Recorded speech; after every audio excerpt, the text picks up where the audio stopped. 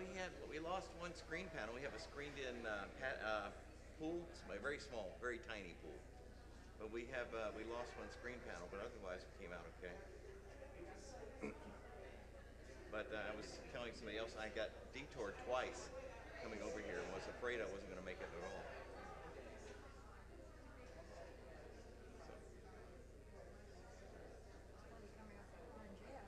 Huh?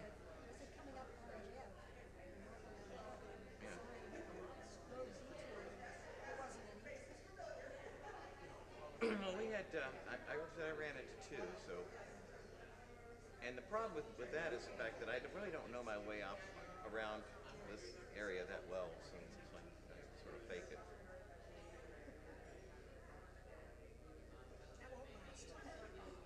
Yeah, well, hopefully by next Sunday they'll have that straightened out, whatever they need to straighten out. I know that they had some problems with Lake Eola. Yeah, and I went by there on the way up, and it looks like the water level is down at least below the seawall. Yeah. It's up over it, so it's contained. Well, if Colonial is open all the way, then I should be fine. Okay. Because I was trying to come down to Colonial from Edgewater, and I ran into a detour there, and then I ran into another detour, and so I was getting a little concerned. Okay.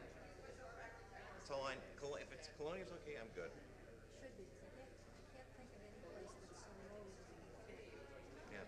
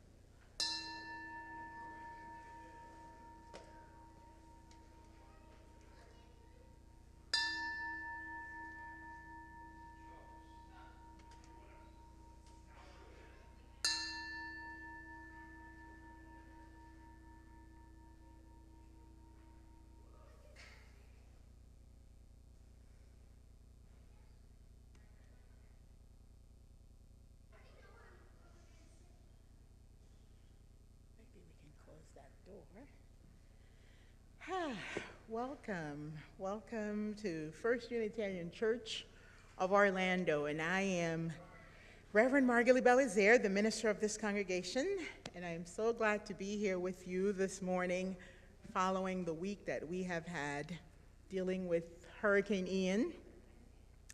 And although others have had it much worse than we have, we know that some of you are still without power and others are still dealing with flood and even bigger issues. Know that your community here at 1U is here for you, and if there is something that the church can do to help, please reach out to the Caring Circle at orlandouu.org, or please call the church office 407-898-3621, and feel free to hit my extension, which is 6.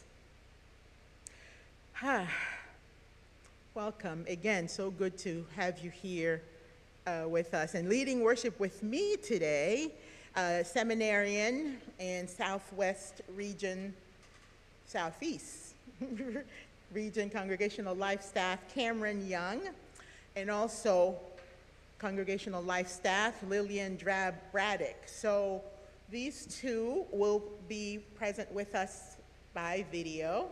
And Lillian did the startup with us this weekend, and really that we did give some information in the weekly update about what the startup was, and it was basically something that was supposed to happen a year ago. It's when a congregation has a new minister, it's the UUA staff coming and just kind of work with us to just kind of talk about the things that are important to the congregation, that the minister needs to know. And it was the leadership, many of the leaders, the lay leaders of the congregation and we met yesterday with Lillian and really had a wonderful time.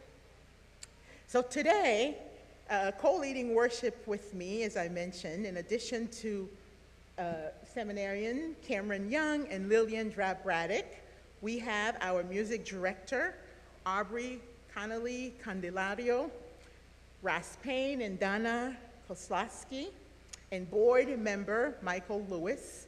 And we have a slew of people in the background doing all that they can to make it possible for us to come together the way that we have been, including our worship associate, Alison Issen, and we have our tech team, the welcome team, child care, and so many others. Thank you for making it possible for us to come together. And as I mentioned, as we mentioned in the emails we sent out, live streaming, we don't have internet, but our wonderful tech team here is going to use their hotspot, so we should give them a hand. They're going to use their hotspot to make it possible for us to live stream today. Somebody's pointing directly to Mike back there, so I'm gonna, okay, Mike. Yes, so we welcome you to join us as we explore our Unitarian Universalist faith, which draws us into a community of justice seeker with a commitment to lifelong spiritual growth and compassionate service in the community. Whoever you are, whoever you love, you are welcome here. You are welcome here regardless of your color, national origin, gender, sexual orientation, age, physical or mental abilities, economic status, or religious background. We welcome you.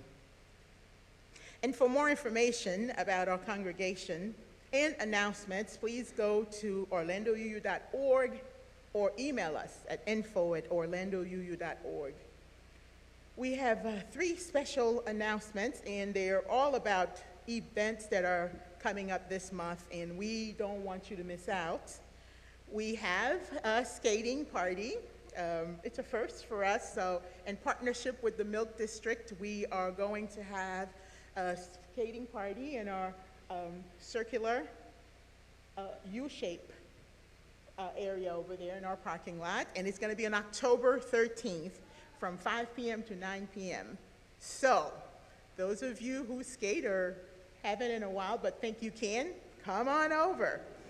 Our second announcement, of course, is the Orlando Come Out with Pride Parade, which we will be participating in along with Triple U, and that's on Saturday, October 15th. So we still need volunteers to staff our 1U booth that we will have on site and participant for the parade.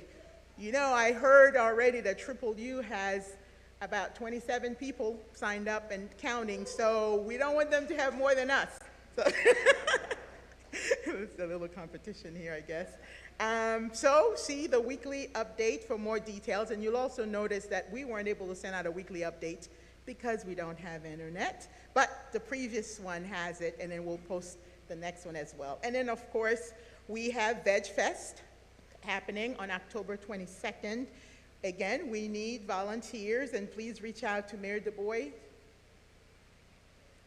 and Gabby, our program assistant, if you are interested in helping in any way. All other announcements were either on slides before or they'll be on slides after, and they are linked in our order of service. So thank you for choosing to be here co-creating sacred space with us this morning. And welcome to those online as well. And so let's get started this morning.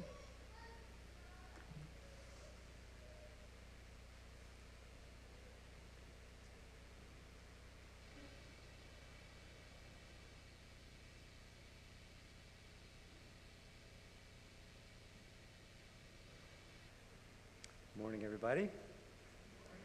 Please join me in the words of lighting the chalice.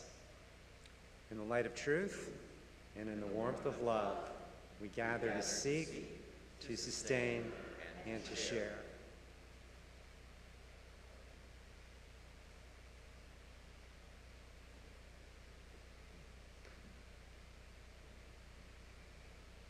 Please rise in body or spirit and join the choir in singing our opening hymn, number 113, Where is Our Holy Church? The word is on the screen.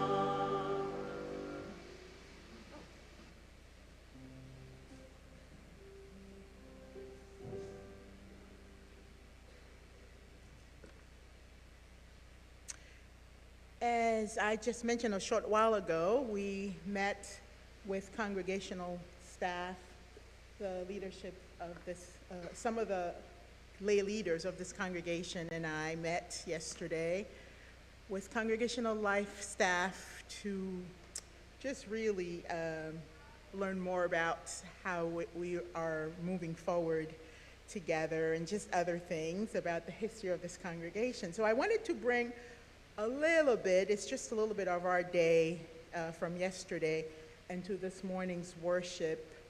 I want to share with you a reading we did yesterday, which was followed by an activity that I think will be very useful to us here when we consider the week that we have had. So I will do the reading, and then I will ask you the same question we were asked, but I will also ask you a second question. And what I will ask you to do is, you know how we've started our greeting of one another. We'll do that, and then I want to ask you to continue to just try to have a deep sharing with somebody near you, somebody next to you. Doesn't have to be a group of one. It could be a group of 3 and 4 and so on. But just, I want to make some time for you to unburden yourself if you need to around Hurricane Ian and other things that may have happened over the week for you, and also possibly share some gratitude. So the reading, if you would just sit comfortably and listen to our opening words, I will read this to you, and then after that I will ask you to greet one another and then reflect on 2 questions. Okay. So these are the words of Reverend Ashley Horan, the holy work of showing up. How is your soul? This is the question that John Wesley, Anglican priest and the founder of Methodism, was known to ask of participants in small reflection groups. I ask you because for me, it has been a hard week. So, beloveds, how is it with your souls? And your response to that question, if your response to this question is anything like mine, I want to invite you to pause as I read this. Take a deep breath. Say a prayer. Sing a song. Feel the force of gravity pulling us all toward the same center. Whatever helps you feel more rooted and less alone. Now, do it again and again and again. And once you feel that rootedness and connection, hear this. You are loved beyond belief. You are enough. You are precious. Your work and your life matter, and you are not alone. You are a part of a great cloud of witnesses, living and dead, who have insisted that this beautiful, broken world of ours is a blessing worthy of both deep gratitude and fierce protection. Our ancestors and our descendants are beckoning us, compelling us onward toward greater connection, greater compassion, greater commitment to one another and to the earth. Together, we are resilient and resourceful enough to say yes to that call, to make it our life's work in 1,000 different ways, knowing that we can do no other than bind ourselves more tightly together and throw ourselves into the holy work of showing up again and again, to be part of building that world of which we dream, but which we have not yet seen. So, beloveds, how is your soul? Even in this week, with devastation so close to us, have you sought out delights? So those last 2 were mine. How is your soul?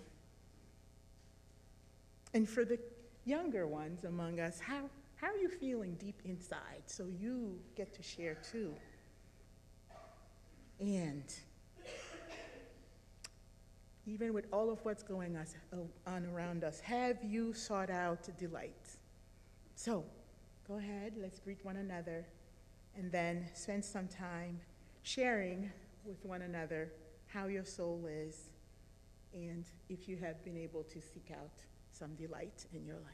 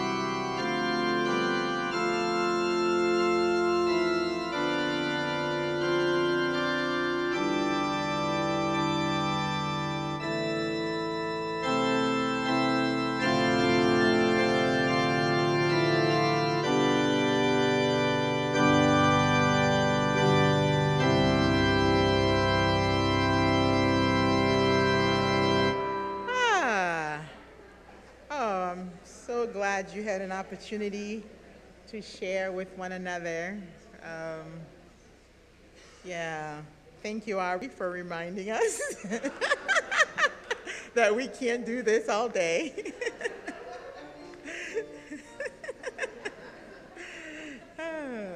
Okay.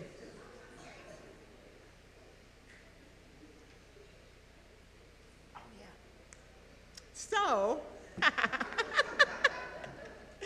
a second there, I was looking at this and that. So, as you all may remember, a short while ago, we played a video of this person who said she was our new DLRE, Director of Lifespan Religious Education. So, yesterday was officially Judith's first day, and she is here with us this morning. Sure, come on up. And so just wanted, as I told you, Yeah. So Judith, just wanted to say a couple of words of just hello, and then, if we could give her one more round of applause, because we have been waiting for this for a while now, so, yeah. Thank you. So it's true, I'm really here. My name is Judith Stein Farrell. I live in Altamont. Just give you a few facts real quick. I live in Altamont Springs. I have 2 grown children, so I've been there. And I've lived in 7 of the 48 contiguous states. So that, just to get you started, we'll go from there as we move forward in the next weeks, months, years. Okay. Okay. And the youth have something for you. Woo!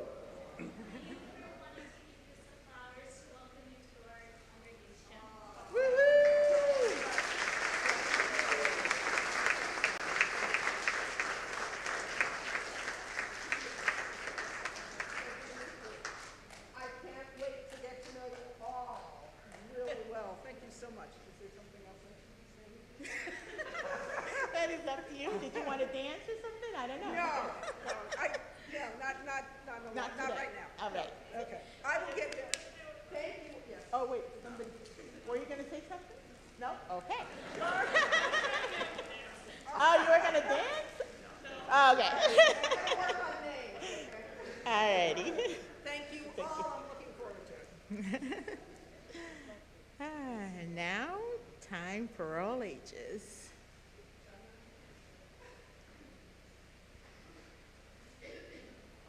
The Invisible Web by Patrice Karst, adapted for Time. The very best news ever has begun to spread all over the world, one heart at a time. Shout it from the mountaintops, every single one of us is connected by invisible strings. You, at this very moment, may feel the string of someone close to you, even though they aren't there. You can't see it, but it's real. Our strings reach out to everyone we know. They travel far and wide, to family, friends, classmates, and coaches, countless other people. And all of those people have hundreds of strings too, soaring high over rocky peaks and across the 7 seas, or winding through the busiest of cities. All of these strings crisscross and create a web that covers our entire planet, interlacing us together, cradling us forever. The invisible web. The web has no borders, and within it wraps every continent and all human beings. Some say it even reaches to our ancestors and those we cherish in the beyond. One tug on a string sends love to every one of us, woven together in this divine tapestry. And that means that one good deed travels across the web. Everything is linked. But sometimes folks forget. When they can't feel their strings, that's when they forget about the visible web. And that's when the strings get all tangled up. Even violence and war can erupt when too many of us forget the web. When strings are ignored, they become weak and they begin to unravel. But the more people who care for the web, the stronger it remains. The web feels like every parent from the beginning of time, holding and protecting us with millions of gentle arms. What could be stronger than all of these hands holding us close? So many supportive fingers can always find a way to untangle strings so that love can flow again. But it's up to every one of us to spread the word. Our time, it's right now. So as we tell family and friends, sisters will remind brothers, who will write to cousins, who will call and tell their great-grandparents, who will just nod and smile as if they've always known. If we remember the web and we tug at it often, nobody will ever be left out. The invisible web is alive. Its time is right now. It breathes as we breathe, pulsating all over the earth, the single heartbeat of life and love.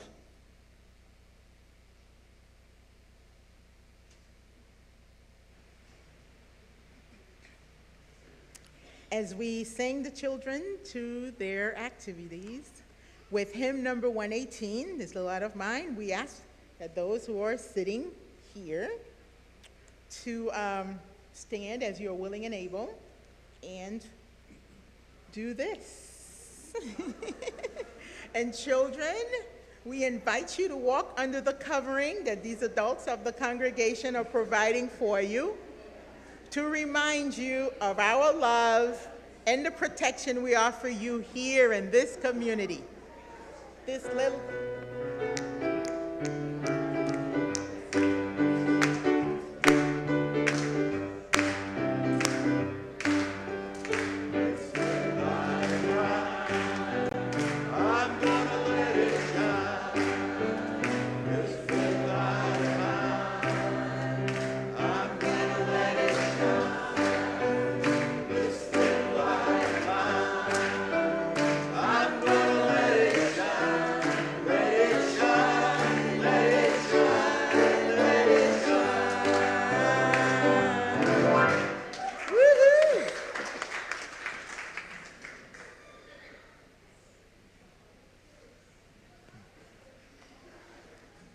That was fun.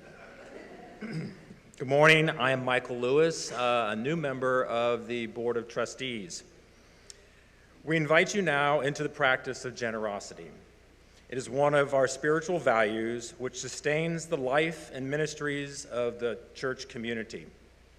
Let us be grateful for the opportunity to give, for it is a privilege to be able to do so. And let us be grateful for our needs because they give us the opportunity to practice receiving. Note that you can also give online. If you are a guest visiting for the first time, there is no expectation that you give. We are simply glad that you chose to be with us this morning. You may also support this month's Share the Plate partner Zebra Coalition by finding a link on their organization in our weekly newsletter. Zebra Coalition is a network of organizations which provide services to lesbian, gay, bisexual, transgender, and all youth, LGBTQ+, ages 13 through 24. The coalition assists young people facing homelessness, bullying, isolation from their families, and physical, sexual, and drug abuse with individualized programs to guide them to recovery and stability. The offering will now be collected.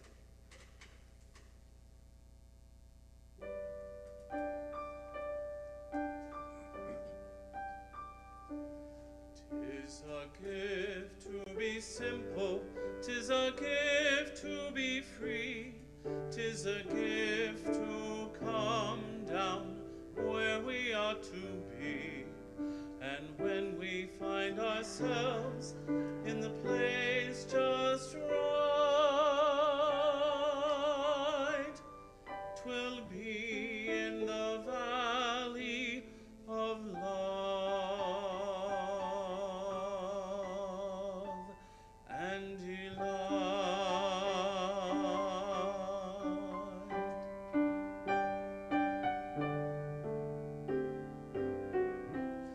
Tis a gift to be simple, tis a gift to be free, tis a gift to come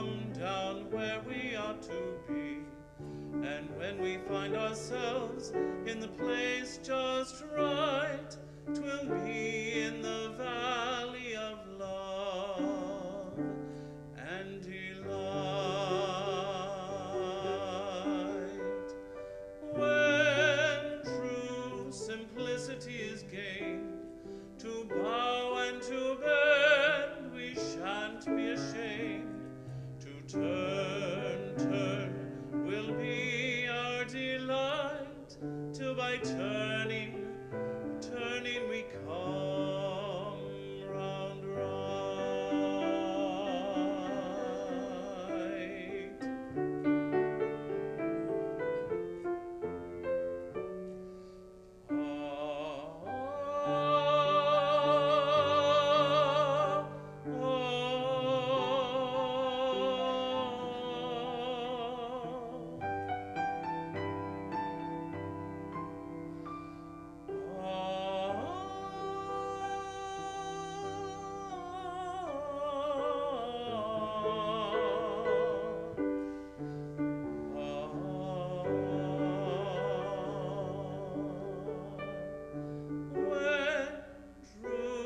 Simplicity is gained, to bow and to bend, we shan't be ashamed.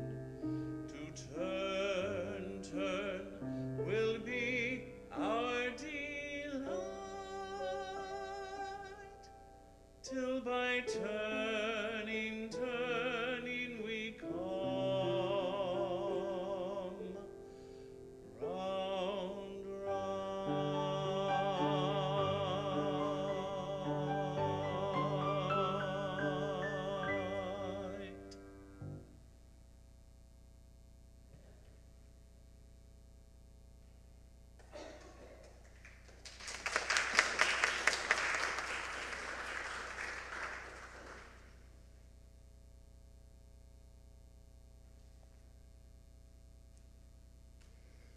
Let us joyfully receive what is offered here today in the spirit of gratitude and fellowship.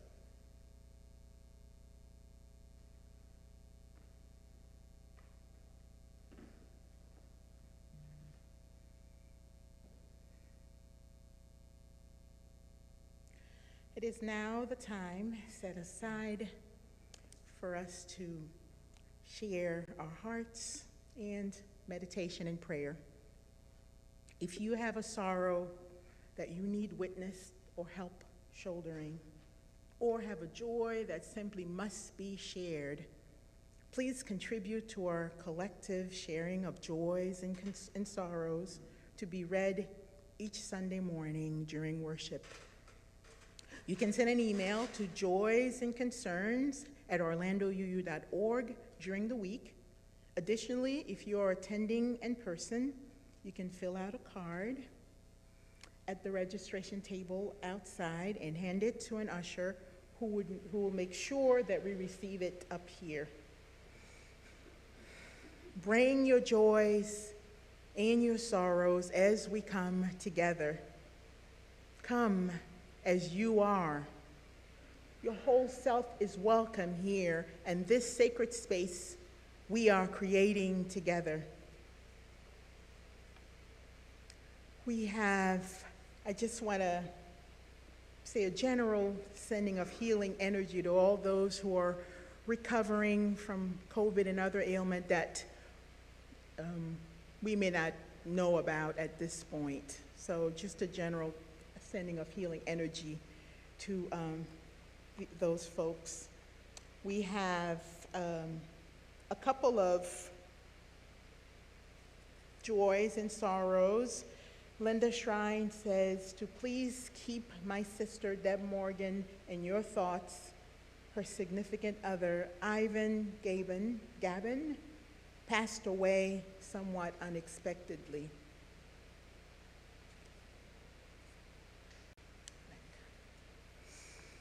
We have, one other, and this is a joy. Tony and Chip Dockery have been married for over 50 years now and would like to share Our joy, this is from Tony, our joy with the congregation via cake during coffee hour, which we have at the end of service over there. Please come and share with us, they say.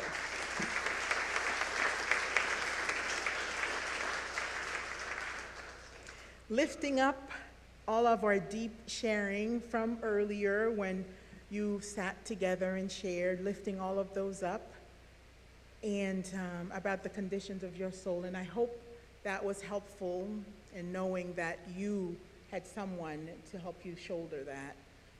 And let us extend compassion and loving kindness to the many who have been impacted by Ian and other storms. And we know that there are so many other storms in the world right now.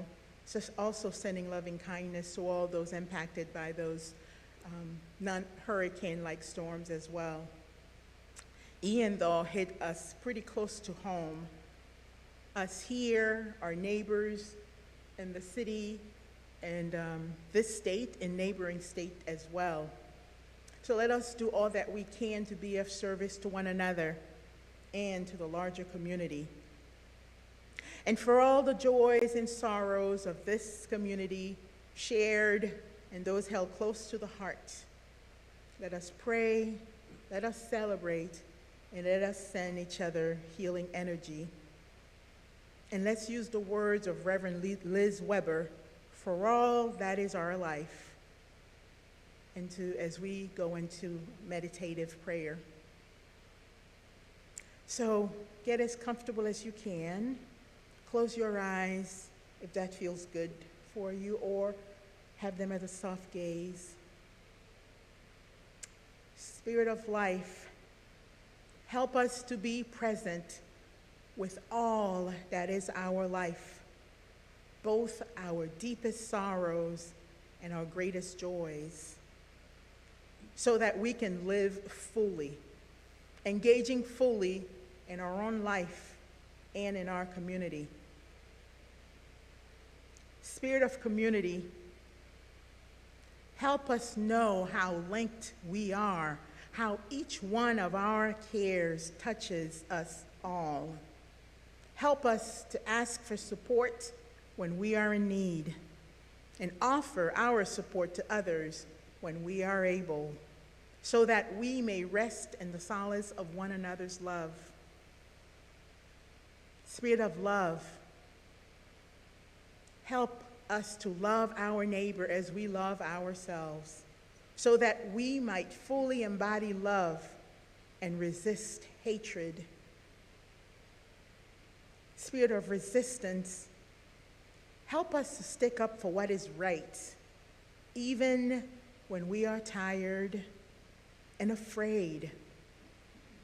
Help us to dream of the world as it should be and act to bring that world about. Help us to find hope each day. Spirit of hope, help us through this day, each day. Help us to be present for all that is our life. For all this we pray. Amen, and blessed be. And as you hold these words close to your heart, I invite you to come up to our altar to our candle altar to light a candle, if you are so moved.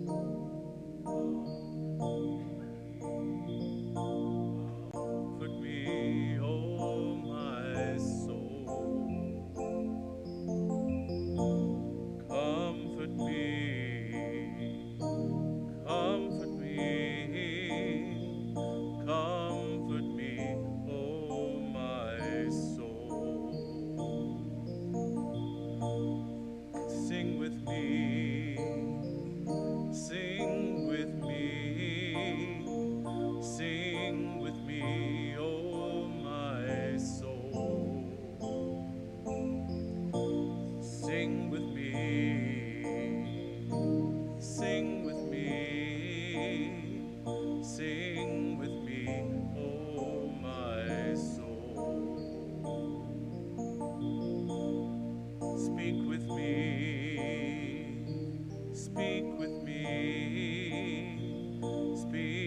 me, oh my soul. Speak with me, speak with me, speak with me, oh my soul. Dance with me, dance with me, dance with me, dance with me, oh my soul. Dance with me, dance with me, dance with me, oh my soul. Comfort me, comfort me, comfort me, oh my soul. Comfort me, comfort me, comfort me, oh my soul. Sing with me, sing with me, sing with me, sing with me, oh my soul. Sing with me, sing with me, sing with me, oh my soul. Comfort me, comfort me, comfort me, comfort me, oh my soul. Comfort me, comfort me, comfort me, oh my soul.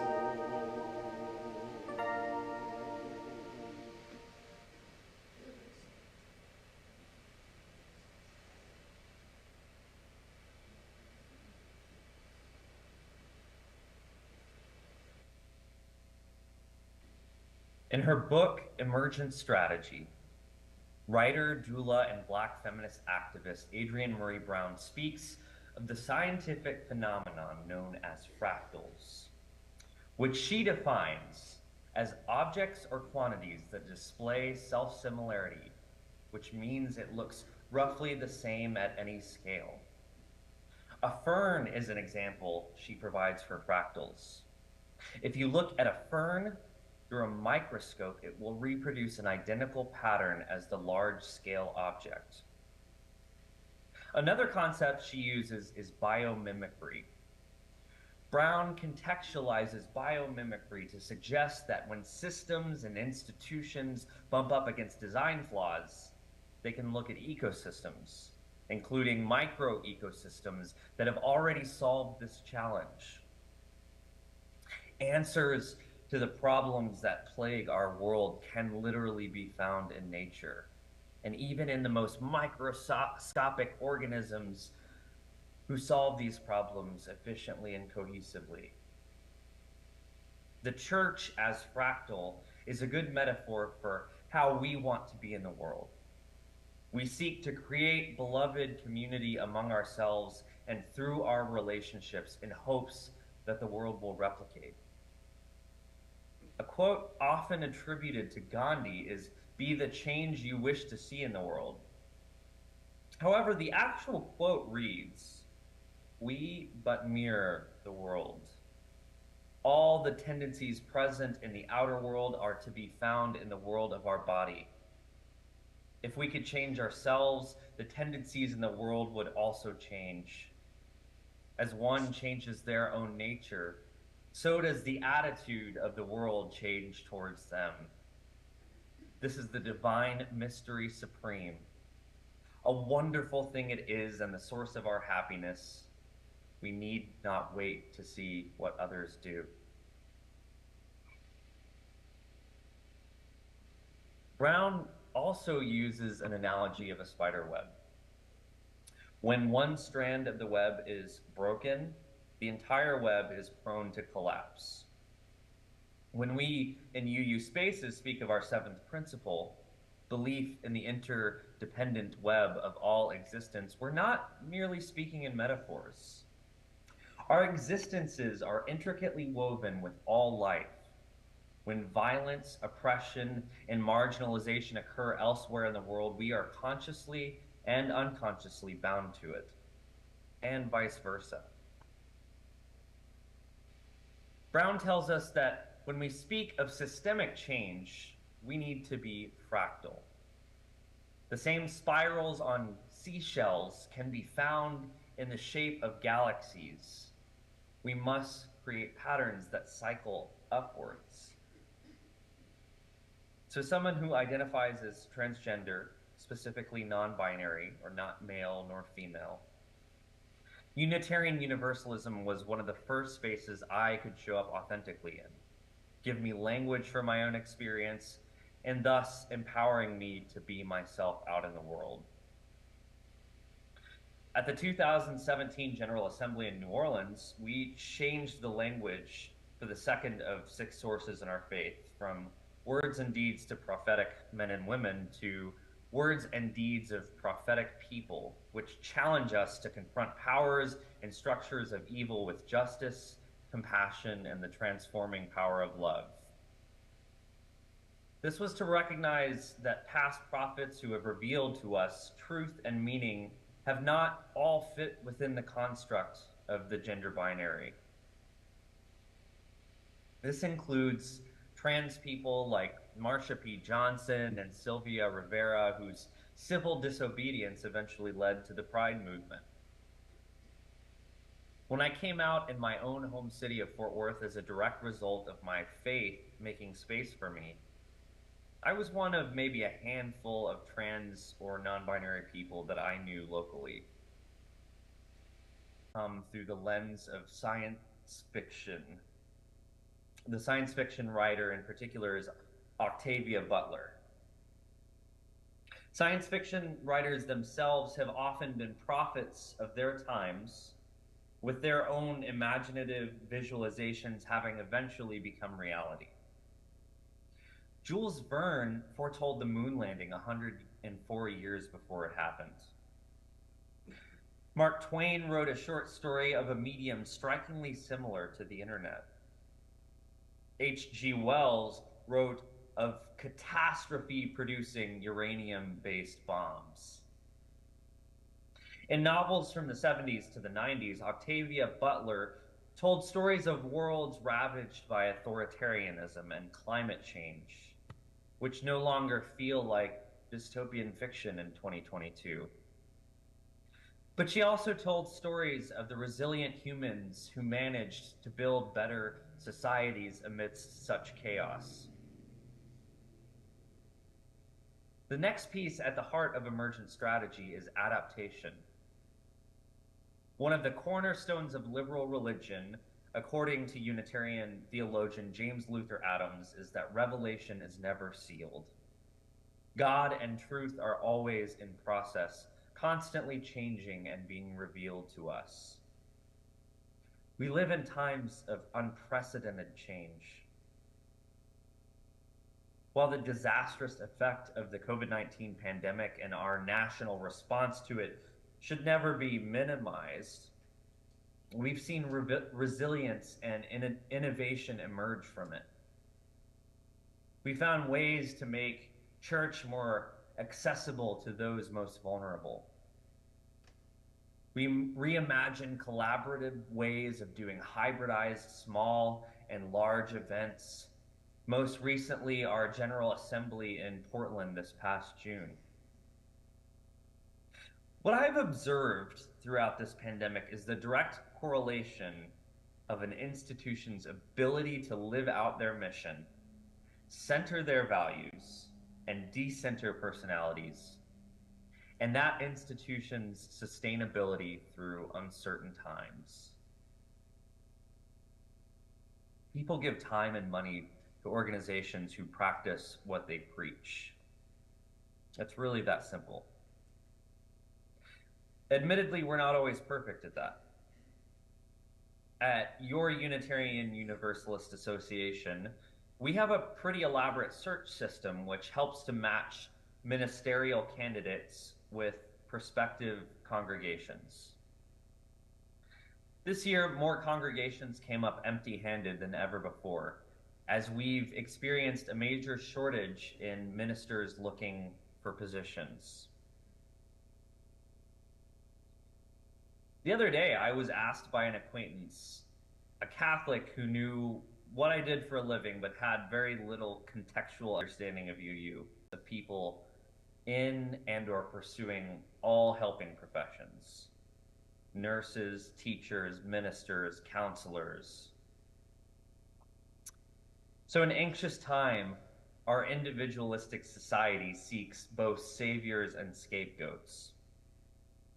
People to come in with superhero capes and fix all our problems. People to blame when things go wrong.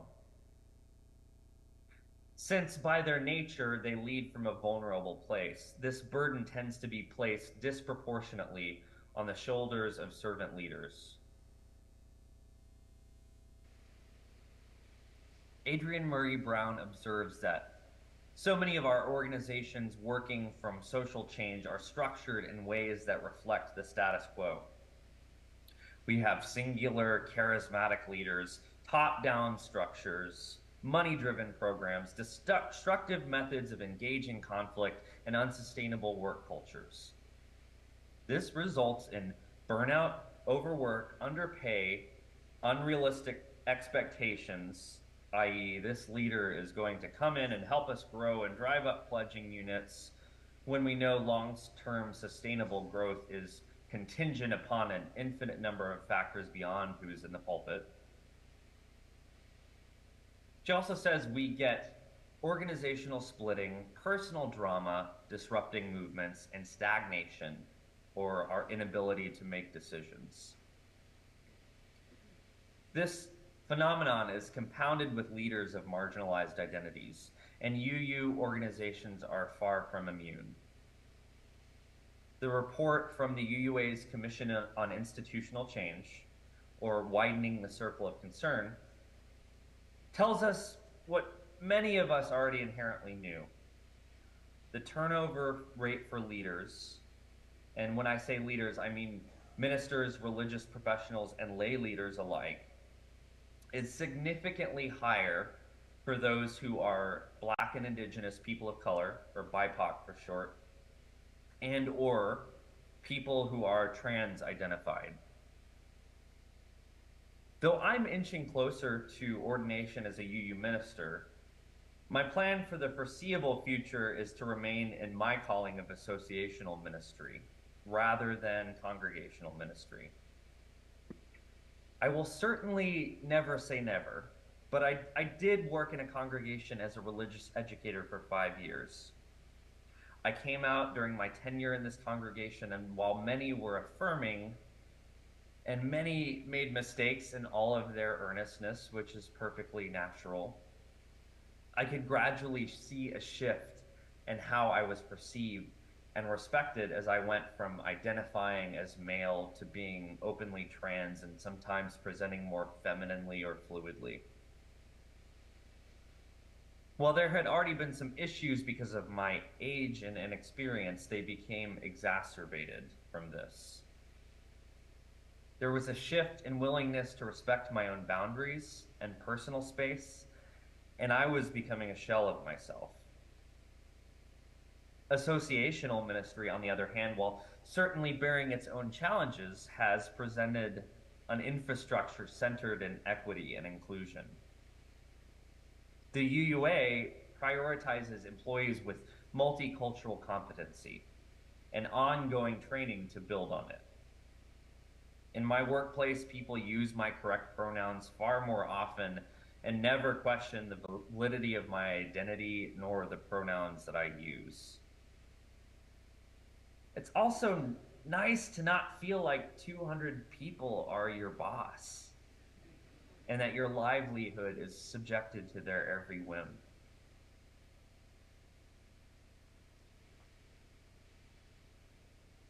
I don't feel like people are keeping tabs on me and scrutinizing my every move. there is a more collaborative, but also a more formal supervisory structure than exists in most congregations. Informal structures privilege those in power. There's also something to be said about the way our broader national culture, rooted heavily in Protestant work ethic, perceives servanthood. The suffering servant archetype has been seen as noble and typical for folks across all helping professions. I think those who've historically gone into helping professions have bought into this nobility and assumed self-sacrifice to be a part of the territory. Until now. I think people of younger generations are setting appropriate boundaries for the sake of their own well-being. Too many teachers I know have been overburdened with polarized politics, infusing the classroom, among other expectations. Nurses overburdened with full hospital beds as the result of negligent state and national governments who unnecessarily politicized a virus for their own self-interests. Institutions, churches included, which center hierarchy and wealth, are imploding in on themselves. The other side of that coin, because it's not all doom and gloom, is that we're seeing new models for equity and collaboration emerge. Some of them based on ancient methods. And those being innovative are the ones not only surviving, but thriving. So I've worked with a couple of congregational boards on using discernment circles for decision-making. Everybody takes their turn speaking when a decision is at stake, and consensus building is prioritized. These methods are based in millennia-old practices of indigenous peoples. When I helped model this for a congregational board, meaning everybody got their turn to speak, nobody was talking over each other. Simple but complex, right? Many of the female-identified people in the room remarked, "It's nice to feel like I have a voice for a change." With this in mind, I believe it's time to put our science fiction goggles and imagine what these collaborative and equitable models can look like for the 21st century UU Church and centuries to come. How can we become beloved community even without a minister, or practice truly shared and equitable ministry with a minister? Will we have the courage to recognize that the way we've been doing things is no longer serving us, or never served many in the first place? What could the church and other institutions look like if we moved from competition to collaboration, from power hoarding to power sharing, from individualism to community, from viewing progress as bigger or more to progress as quality and sustainability, from perfectionism to appreciation, from urgency toward understanding? What a powerful church that would be. What a powerful world that would be. And it's within our grasp. May it be so, and amen. Yeah, and now, please join me in singing our closing hymn, number 1017, Building a New Way. The words will be projected on the screen. We are building a new way. We are building a new way.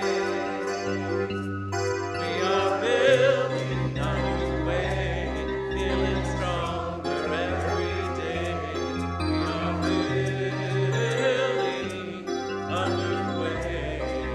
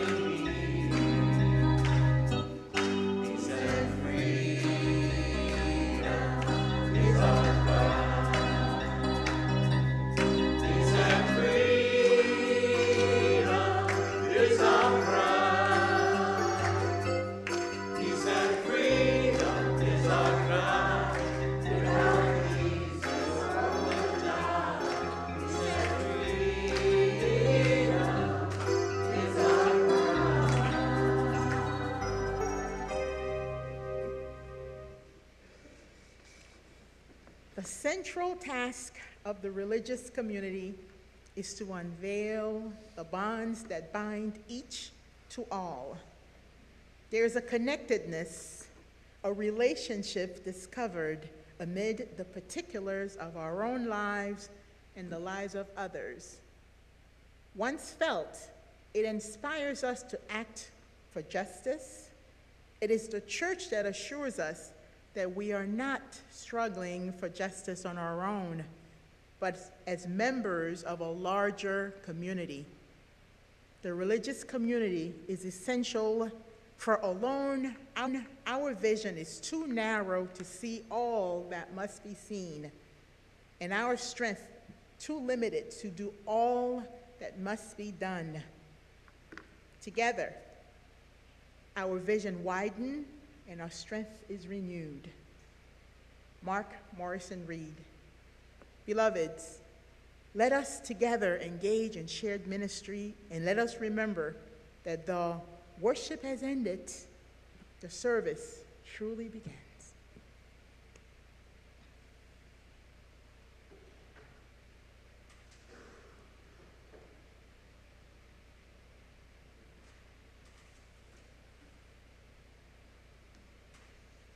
Please join me in the words of extinguishing the chalice. We extinguish the flame, but not the light of truth, the warmth of community, or the fire of commitment. These we carry in our hearts until we are together again.